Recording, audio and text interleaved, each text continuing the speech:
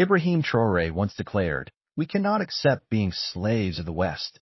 These words, spoken by a young captain from Burkina Faso, now echo across Africa. At just 34 years old, Traoré has become more than a president. He has become a symbol of African courage. In villages, in universities, in city streets, his name is whispered with hope, shouted with pride, and carried as a banner of resistance. But why does his rise matter? Because for the first time in decades, an African leader is openly rejecting the system that has kept Africa dependent. He stands as a soldier in uniform, speaking not with polished political jargon, but with the raw voice of the people. And across the ocean, in America, Donald Trump, a billionaire, a former president, and a man who still dominates the headlines, represents a very different kind of defiance. Tonight, we explore the clash of these two figures, one a product of the West, the other a son of Africa. And we ask, whose vision will shape the future? Burkina Faso is a landlocked nation, often ignored in global politics. For decades, it has struggled with poverty, underdevelopment, and the constant threat of terrorism from extremist groups. Its people are hardworking, yet for years, they felt abandoned by their leaders and by the international community. Then came September 2022. Frustrated by government failures and the inability to protect citizens from violence, Captain Ibrahim Traoré, along with other soldiers, marched on the capital. It was not the first coup in Burkina Faso, but it was different. When Traoré appeared on television in military uniform, speaking calmly yet firmly, many expected fear. Instead, what they saw was relief. Traoré promised security, sovereignty, and dignity. His words cut through decades of disappointment. People poured into the streets, not in anger, but in celebration. Young men carried his pictures. Women ululated in joy. Students began calling him the African Lion. For the first time, Burkina Faso's people felt their destiny was back in their own hands. Traoré's background only adds to his appeal. Born to a humble family, educated as a soldier, he knew the struggles of ordinary people. Unlike traditional politicians, he had no fortune, no elite connections, only his uniform and his conviction. That authenticity made him different. That authenticity made him believable. To understand Traoré's rise, we must remember Africa's history. In the 20th century, leaders like Patrice Lumumba of Congo and Thomas Sankara of Burkina Faso spoke of independence and dignity. They challenged colonial powers, demanding a future built by Africans. But many were assassinated, overthrown, or silenced. Today, Traoré's speeches carry the same fire. When he says, "Africa must belong to Africans," people hear the voice of Sankara reborn. When he challenges France, they remember the words of Lumumba. For young Africans who never lived in those times, Traoré is living proof that history can repeat itself, but this time with success. He does not speak only of Burkina Faso. He speaks of Africa as one. He says, "If our neighbors are not free, then we are not free." This Pan-African message inspires not just Burkinabes, but Malians, Nigerians, Ghanaians, and South Africans. While Traoré rises in Africa, Donald Trump continues to dominate in America. Though voted out of office in 2020, Trump never disappeared. His rallies draw thousands. His social media posts spark debates globally. Some Americans see him as the savior of their nation, while others see him as a threat to democracy itself. Trump's slogan, "America First," changed U.S. foreign policy. Under him, Africa was often sidelined. But ironically, his style of leadership, direct, emotional, and defiant, has echoes in Traoré's rise. Both men bypass traditional politics and speak directly to the people. Both thrive on confrontation, whether against Washington elites or former colonial powers. Yet the key difference remains. Trump fights for American dominance, while Traoré fights for African liberation. In the villages of Burkina Faso, the voices of ordinary people tell the true story. A farmer named Issa, his hand hardened by years of working the soil, says, "For decades, we farmed cotton, we dug for gold, but we remained poor. Our leaders bowed to foreign powers. When Traoré came, something changed. He speaks like us, he walks among us. He is not in a palace, he is in the battlefield with his soldiers. That is why we follow him." In the capital city, a university student named Miriam adds, "We grew up reading about Thomas Sankara, but we never imagined seeing another leader like him. Traoré is young like us. He proves that youth can lead, that we don't need to wait for the old politicians to retire. He inspires us to dream bigger than our borders."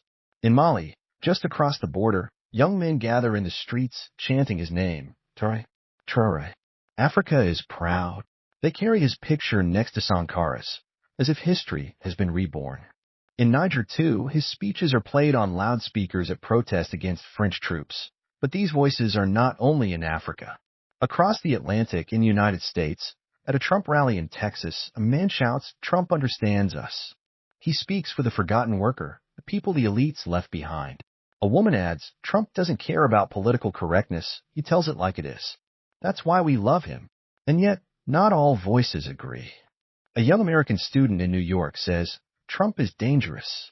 He doesn't unite the country. He divides it. He uses fear to win power." In the same way, not all Africans see Traoré as a savior. Critics warn, he is a soldier, not a politician. Can he really bring democracy? Can he really bring development? Others whisper fears that history may repeat itself, that outside powers might try to eliminate him, just as they did to Sankara decades ago. These voices, hope, fear, admiration, doubt, show us something deeper. Whether in Burkina Faso or the United States, people are desperate for leadership that feels real, leadership that speaks to their struggles. Traoré and Trump, though worlds apart, embody this hunger for authenticity. Africa stands at a crossroads. For decades, the continent was trapped in a cycle. Promises of aid, agreements with foreign powers, and yet the people remained poor. But with Traoré, a new path seems possible. In Ouagadougou, the government ordered French troops to leave. For the first time in modern history, Burkina Faso is defending its own borders without relying on its former colonizer. This was not just a military decision, it was a statement. Africa can defend itself. Together with Mali and Niger, Traoré has built a new alliance, the Alliance of Sahel States. This partnership rejects Western military dominance and seeks African solutions to African problems. Already, joint patrols along the borders have reduced terrorist attacks in some areas. The symbolism is powerful. Instead of looking outward for help, Africa is looking inward for unity. Across the continent, leaders watch closely. In Ghana, in Nigeria, in South Africa, politicians debate. Should we follow Traoré's example? Some fear confrontation with the West. Others see opportunity, an Africa that controls its own gold, its own oil, its own future. Meanwhile, Trump in the United States represents a very different turning point. If he returns to power, his America First policy may pull America further inward, leaving Africa to decide its own destiny. But that could be both a danger and a blessing. Without American focus, Africa may struggle for investment. Yet at the same time, Africa may find new freedom to rise independently, building alliances with Russia, China, and each other. Traoré himself frames it clearly. If Africa does not stand up now, we will never be free. If our generation fails, there will be no other chance. This is Africa's turning point. The question is, will it lead to unity or to chaos? The choices of two men, Traoré and Trump, are not isolated. They ripple across the globe. In Moscow, Russia welcomes Burkina Faso's defiance. Russian flags appear in African protests, a symbol of shifting alliances. Russian advisors arrive quietly, promising training and weapons. For Russia, Africa is the new battlefield of influence. In Beijing, China continues its silent strategy, building railways, roads, and ports. Chinese companies win contracts, while African governments accept loans. To some, this is partnership. To others, it is another form of dependence. In Paris, France sees its influence collapsing. From Mali to Niger to Burkina Faso, French troops and diplomats are pushed out. French media criticize Traoré, but Africans ignore it. For the first time in years, France no longer controls the narrative, and in Washington, the U.S. hesitates. Officials debate, should America confront Traoré, or should it quietly accept Africa's new direction? With Trump looming in the next election, no one is certain. If Trump wins, Africa may be pushed further away. If Biden remains, Africa may see more cautious engagement. But one thing is clear, Africa is no longer silent. Its decisions echo in boardrooms, in parliaments, and in military bases around the world. Ibrahim Traoré is not just a president, he is a symbol. His rise tells Africans, we are not weak, we are not voiceless, we are not slaves. His speeches awaken a continent-long silence by debt, corruption, and foreign control. For young Africans, he is proof that dignity is possible. Donald Trump, too, is more than a politician. He is a force that continues to shape America, dividing some, inspiring others. His story shows how one man can challenge the establishment of superpower, how populism can rewrite the rules of democracy. But while Trump fights for America first, Traoré fights for Africa first. While Trump speaks of walls and borders, Traoré speaks of unity and liberation. While Trump looks backward to America's past, Traoré looks forward to Africa's future. And so we are left with a question: which vision will prevail? The old world of dominance and division, or the new world of dignity and independence? One thing is certain: the winds of change are rising.